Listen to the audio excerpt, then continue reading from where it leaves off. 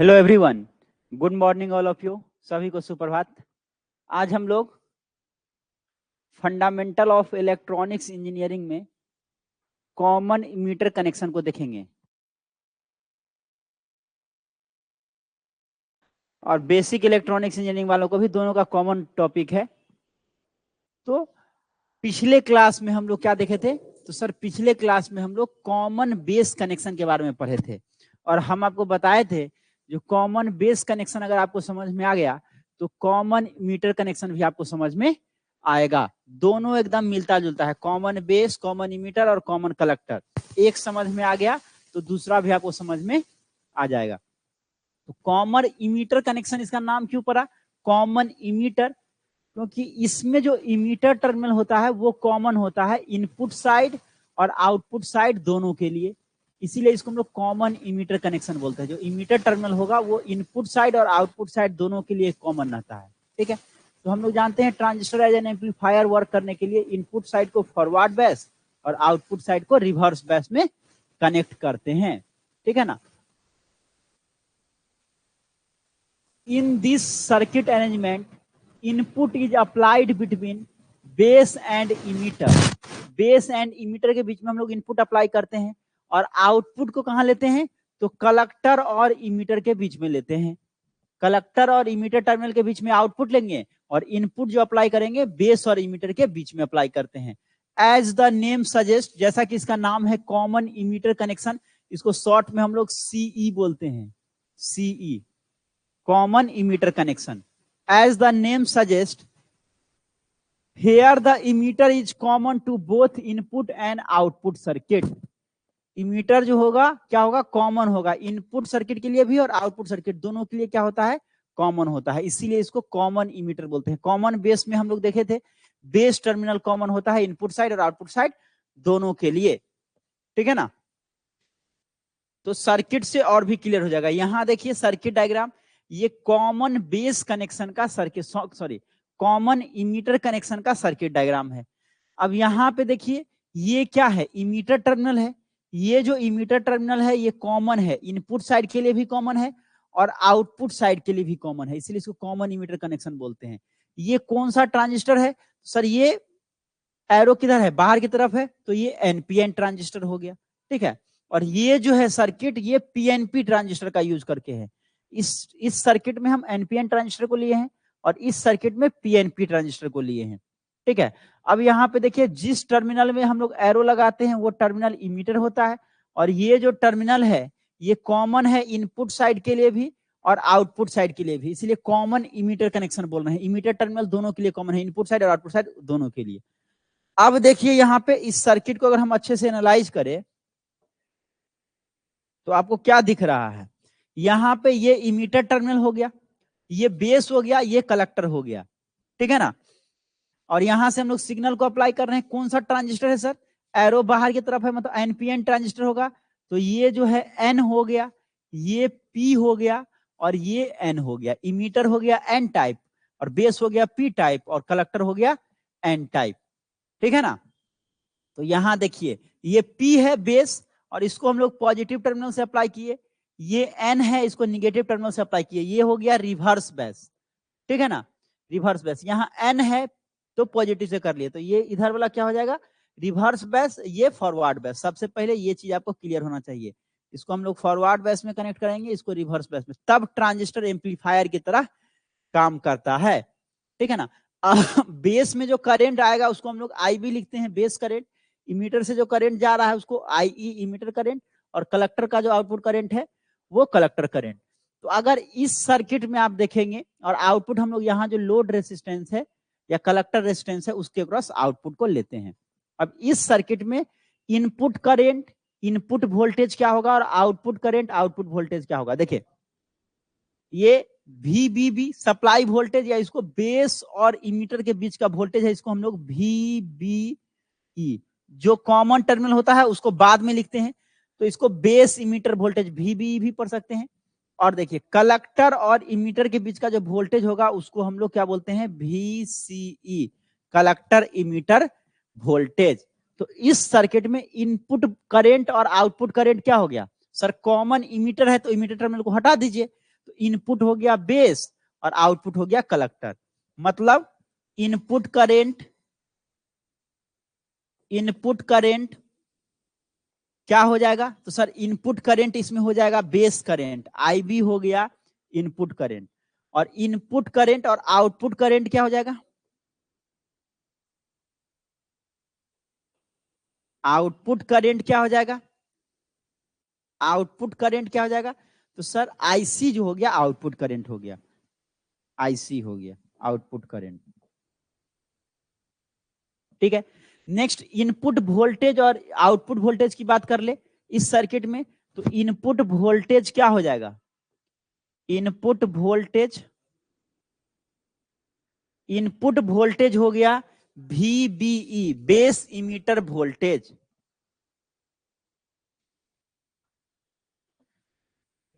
VBE base emitter voltage.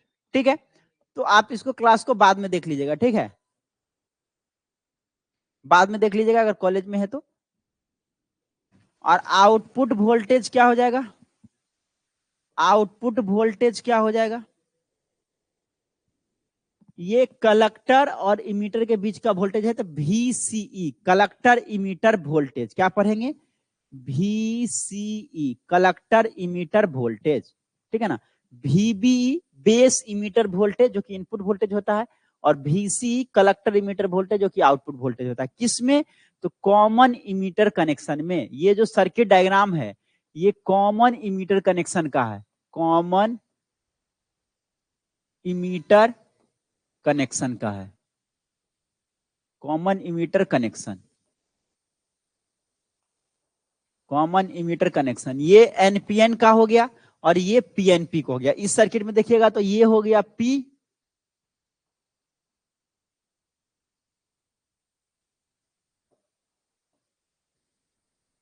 ये हो गया पी, ये हो गया एन और ये हो गया P.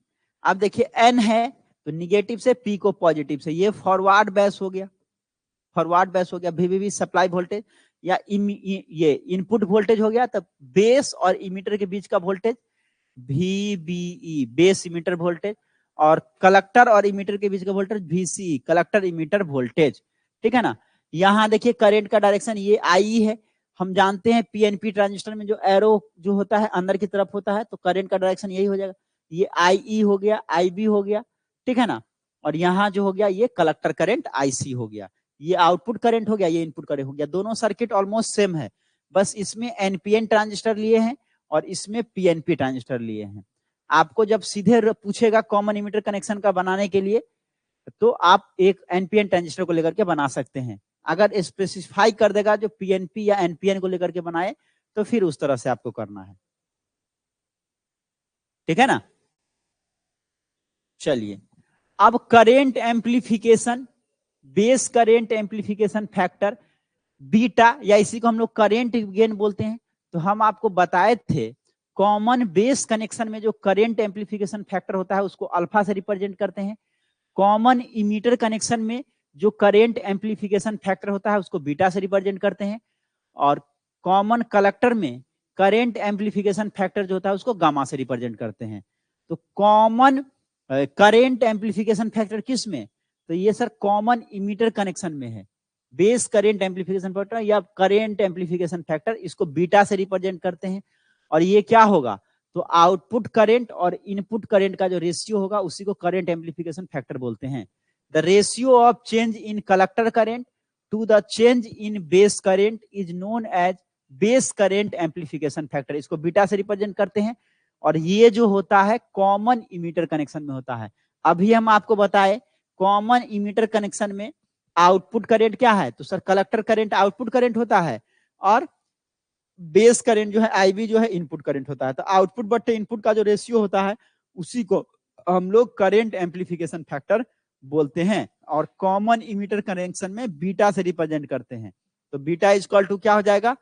Change in collector current, मतलब आउटपुट करंट में जो चेंज आएगा, बट्टे चेंज इन बेस करंट। ये इनपुट करंट हो गया, ये आउटपुट करंट हो गया, इसी को हम लोग क्या बोलते हैं? Current amplification factor. और ये बीटा किस में? कॉमन इमीटर कनेक्शन के लिए है, कॉमन इमीटर कनेक्शन के लिए है। क्लियर है, ये चीज क्लियर है। और यहां जो है एक रिलेशन आता है अल्फा और बीटा के टर्म में, ठीक है ना। अल्फा हो गया current amplification factor common base connection में, और बीटा हो गया current amplification factor common emitter connection में। तो अल्फा और बीटा के बीच में रिलेशन होता है beta is equal to alpha बट्टे 1 माइनस अल्फा। इस पे आपको न्यूमेरिकल क्वेश्चन पूछ सकता है, ठीक है ना। अल्फा का वैल्यू दे देगा, बीटा का वैल्यू आपसे पूछ लेगा, या मान लीजिए बीटा का वैल्यू दे देगा, अल्फा का वैल्यू आपसे पूछेगा। तो ये क्या रिलेशन है, beta is equal to alpha बट्टे 1 माइनस अल्फा, ठीक है ना। बीटा हो गया current amplification factor common emitter connection में, और अल्फा होगा current amplification factor common base connection में। बीटा इज इक्वल टू हम लोग क्या लिख सकते हैं, तो इसका आउटपुट करंट बट्टे इनपुट, तो आईसी बट्टे आईबी हो जाएगा, आउटपुट करंट बट्टे इनपुट करंट। और अल्फा क्या हो जाएगा, अल्फा कॉमन बेस कनेक्शन है, तो कॉमन बेस कनेक्शन में आउटपुट करंट आईसी होता है और इनपुट करंट आईई होता है, ठीक है ना।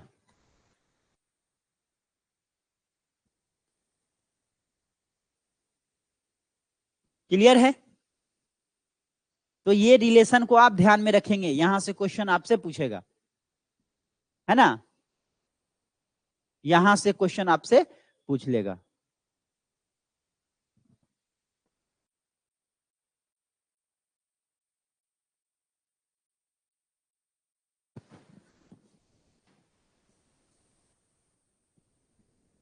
चलिए यहां तक क्लियर है। अब क्वेश्चन है find the value of beta if alpha is equal to 0.9। Second question है अल्फा का वैल्यू 0.98 है, तीसरा क्वेश्चन है अल्फा का वैल्यू 0.99 है। तो अभी हम लोग रिलेशन देखे अल्फा और बीटा के टर्म में। बीटा इज इक्वल टू क्या होता है sir, beta is equal to आप बताए अल्फा बट्टे 1 माइनस अल्फा होता है। Beta is equal to alpha बट्टे 1 माइनस अल्फा होता है। पुट कर दीजिए, फर्स्ट क्वेश्चन को हम सॉल्व कर रहे हैं, पहला को।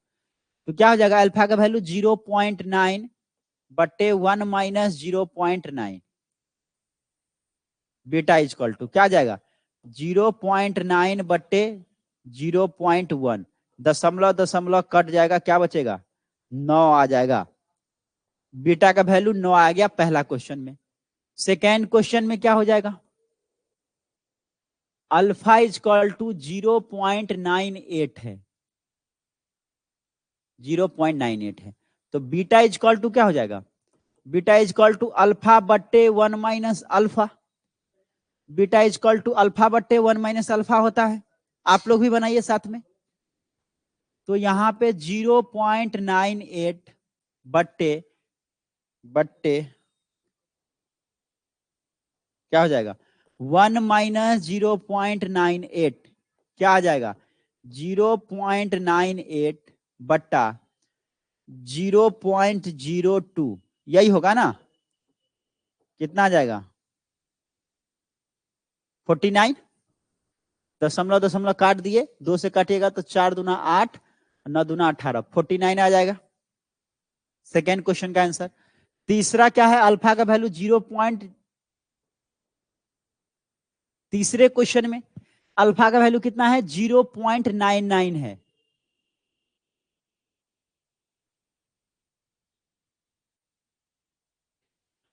कॉलेज वाला क्लास कर लीजिए, ठीक है, बाद में इस क्लास को कर लीजिएगा, ठीक है। कल से आपका क्लास सुबह में होगा 8 बजे, ये क्लास 8 बजे से होगा, 8 बजे से होगा। यहां पे अल्फा का वैल्यू कितना हो जाएगा 0.99, 0.99। तो बीटा का वैल्यू क्या हो जाएगा अल्फा बट्टे 1 minus alpha. Beta is equal to alpha बट्टे 1 माइनस अल्फा, अल्फा का वैल्यू 0.99 है, अब बट्टे 1 माइनस 0.99 हो जाएगा, क्या बचेगा 0.99 बट्टे 0.01, दशमलव दशमलव उड़ गया, 99 आ जाएगा इसका वैल्यू, है ना। तो पहला केस में अल्फा का वैल्यू बीटा का वैल्यू आ गया 9, दूसरे में बीटा का value 49,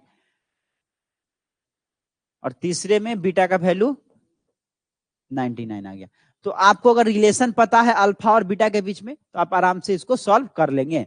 beta is equal to alpha बट्टे 1 माइनस अल्फा, इस रिलेशन को याद रखिएगा, बहुत इंपॉर्टेंट रिलेशन है, ठीक है ना। Next expression for collector current. Collector current का एक्सप्रेशन क्या होता है किसमें सर? कॉमन इमीटर कनेक्शन में। तो आईसी इजकल टू होता है beta IB, beta IB plus ICEO. ICEO क्या है? तो ये कलेक्टर इमीटर, क्या पढ़ेंगे इसको? Collector emitter current when base is open. जब बेस को ओपन करेंगे उस समय में जो करंट आएगा उसको हम लोग कलेक्टर इमीटर करंट बोलेंगे, ठीक है ना। और इसको आईसीईओ से रिप्रेजेंट करते हैं। वही बेस में जो लीकेज करंट था, कॉमन बेस कनेक्शन में जो लीकेज करंट था उसको आईसीबीओ से रिप्रेजेंट कर रहे थे। आईसीबीओ ये कॉमन बेस कनेक्शन में जो लीकेज करंट होता है उसको, ठीक है। और कॉमन इमीटर कनेक्शन में जो लीकेज करंट है उसको आईसीईओ से रिप्रेजेंट करते हैं।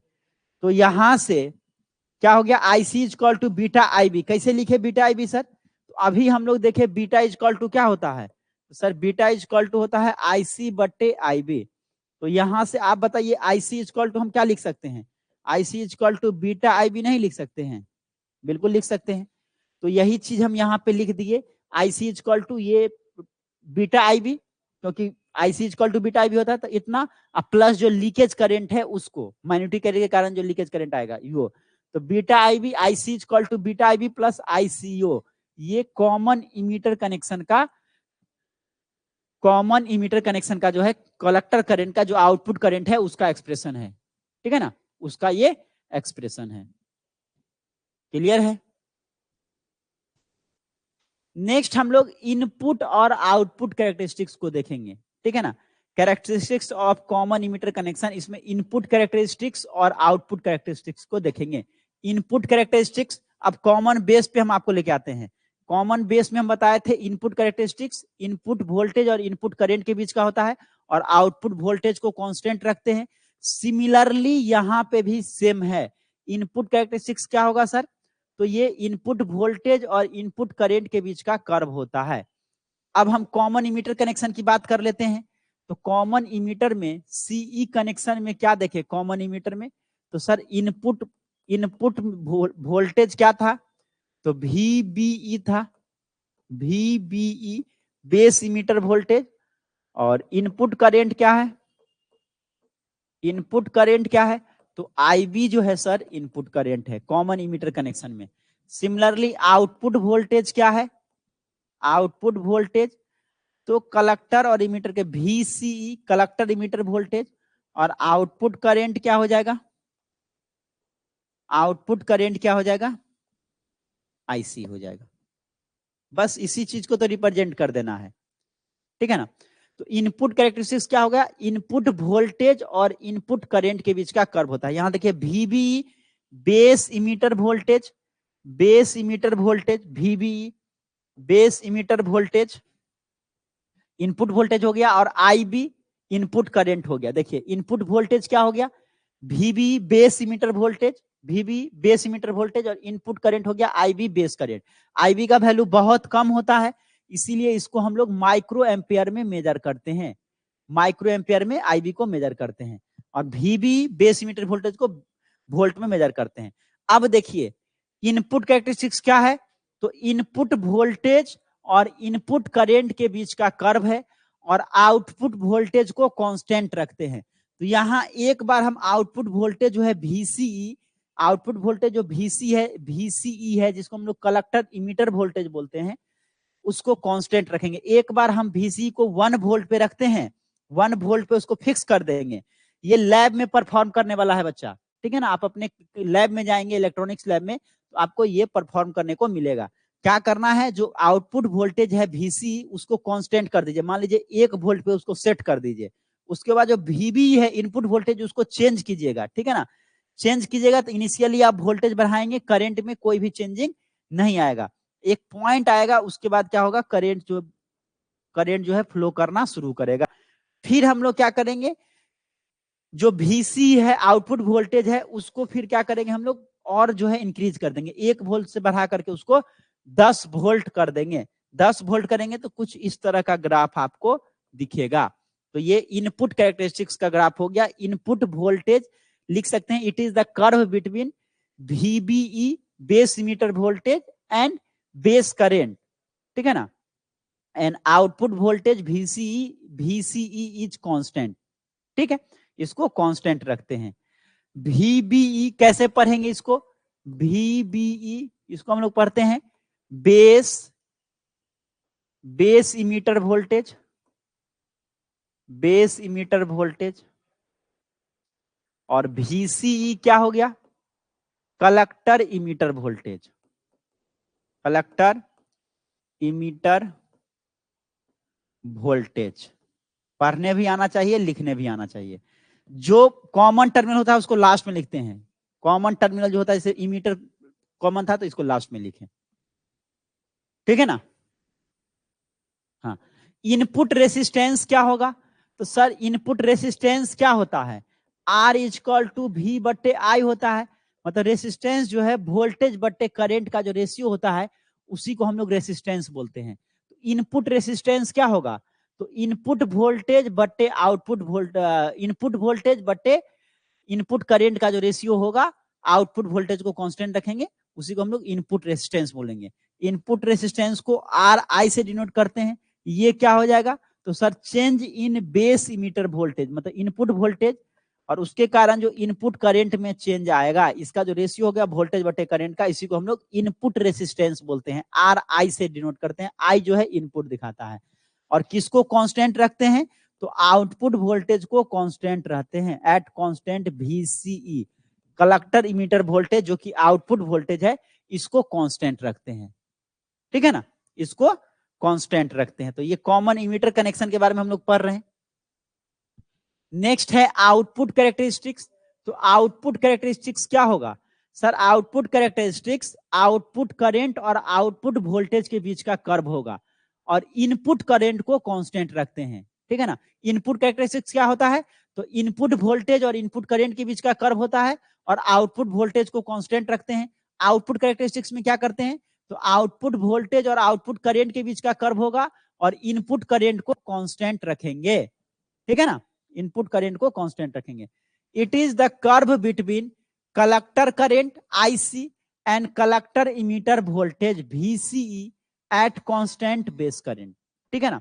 तो ये जो होता है कलेक्टर का आउटपुट करंट और आउटपुट वोल्टेज के बीच का कर्व होता है और इनपुट करंट को कांस्टेंट रखते हैं। इधर देखिए हम लोग एक्स एक्सिस पे VC कलेक्टर इमीटर वोल्टेज को रखे, VC क्या है, कलेक्टर इमीटर वोल्टेज जो कि आउटपुट वोल्टेज है, collector emitter voltage output voltage को एक्स एक्सिस पे रखे, collector emitter voltage output voltage को एक्स एक्सिस पे रखते हैं। आउटपुट करंट IC हो गया आउटपुट करंट, इसको Y एक्सिस पे रखते हैं और जो इनपुट करंट है उसको कांस्टेंट रखते हैं। एक बार हम लोग IB का जो वैल्यू है उसको 5 माइक्रो एम्पियर पे रख लिए और उसके बाद हम लोग क्या किए, जो कलेक्टर इमीटर वोल्टेज है उसको बढ़ाए और उससे जो इमीटर IB का जो IC का जो वैल्यू आया उसको नोट किए। फिर IB का वैल्यू 10 माइक्रो एम्पियर कर दिए तो कुछ इस तरह का ग्राफ आया। फिर IB का वैल्यू बढ़ा करके 15 माइक्रो एम्पियर कर दिया तो ऐसा ग्राफ आया। फिर IB का वैल्यू 20 माइक्रो एम्पियर करे तो ऐसा ग्राफ आया, ठीक है ना। तो ये आउटपुट कैरेक्टरिस्टिक्स को दिखाता है। ये आप अपने इलेक्ट्रॉनिक्स लैब में इसको परफॉर्म कर सकते हो जाकर के, ठीक है ना। तो आउटपुट कैरेक्टरिस्टिक्स में आउटपुट वोल्टेज और आउटपुट करंट के बीच का कर्व होगा और इनपुट करंट को कांस्टेंट रखेंगे। देखिए एक बार 5 माइक्रो एम्पियर, फिर 10 माइक्रो एम्पियर, फिर 15 माइक्रो एम्पियर, फिर 20 माइक्रो, इस तरह से कांस्टेंट रखेंगे। इसके वैल्यू को कांस्टेंट कर देंगे, VC के वैल्यू को बढ़ाएंगे और IC के वैल्यू को नोट करेंगे, ठीक है ना। और आउटपुट रेसिस्टेंस क्या हो जाएगा, तो वही चीज हो गया, इनपुट रेसिस्टेंस था इनपुट वोल्टेज बटे input current, output resistance output voltage बटे आउटपुट करंट। आउटपुट रेसिस्टेंस को R0 से डिनोट करते हैं। तो ये del VC change in collector emitter voltage जो कि आउटपुट वोल्टेज है बटे change in IC collector current में चेंज हो गया। आउटपुट वोल्टेज बटे आउटपुट करंट का रेशियो, रेसिस्टेंस यही होता है वोल्टेज बटे करंट। और कांस्टेंट किसको रखते हैं सर, तो आउटपुट कैरेक्टरिस्टिक्स निकालने के लिए हम लोग इनपुट करंट को कांस्टेंट रखते हैं, ठीक है ना, इनपुट करंट को कांस्टेंट रखते हैं। तो R0 इक्वल टू क्या आ गया, डेल VCE बट्टे del IC at constant IB को कांस्टेंट कर दिए, IB को जो इनपुट करंट है उसको कांस्टेंट कर दिए। तो ये है आपका कॉमन इमीटर कनेक्शन, ठीक है ना। यहां जैसे आउटपुट कैरेक्टरिस्टिक्स में लिखे हैं ना, सिमिलरली इनपुट कैरेक्टरिस्टिक्स में भी आपको लैंग्वेज में लिख देना है। It is the curve between, किसके बीच में, इनपुट करंट मतलब IB, it is the curve between base current, input characteristics के बोल रहे हैं, इसी लैंग्वेज को लिख दिया। It is the curve between in base current and collector, sorry base emitter voltage at constant collector emitter voltage, लिख ही देते हैं। हाँ, इसमें क्या लिखेंगे, it is the curve between, it is the curve between, between क्या हो जाएगा, it is the curve between, curve between, curve between base current, base current IB and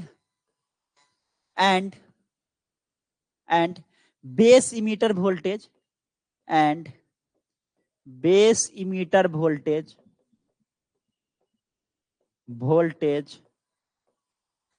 VBE base emitter voltage at constant, output voltage को constant करते हैं ना, at constant collector emitter voltage, collector emitter voltage जिसको हम लोग VCE कहते हैं। ये इनपुट कैरेक्टरिस्टिक्स में लिख देना है, इनपुट कैरेक्टरिस्टिक्स में इसको लिख देना है। It is the curve between input current and input voltage at constant, output voltage को कांस्टेंट रखते हैं, ठीक है ना, इसको लिख देना है। तो आज के क्लास में हम लोग क्या देखे, तो आज के क्लास में हम लोग कॉमन इमीटर कनेक्शन के बारे में पढ़े, कॉमन इमीटर कनेक्शन के बारे में पढ़ेंगे। नेक्स्ट क्लास में हम लोग कॉमन कलेक्टर कनेक्शन को पढ़ेंगे, ठीक है ना। तो मिलते हैं नेक्स्ट क्लास में, आज के लिए इतना ही। Thank you everyone.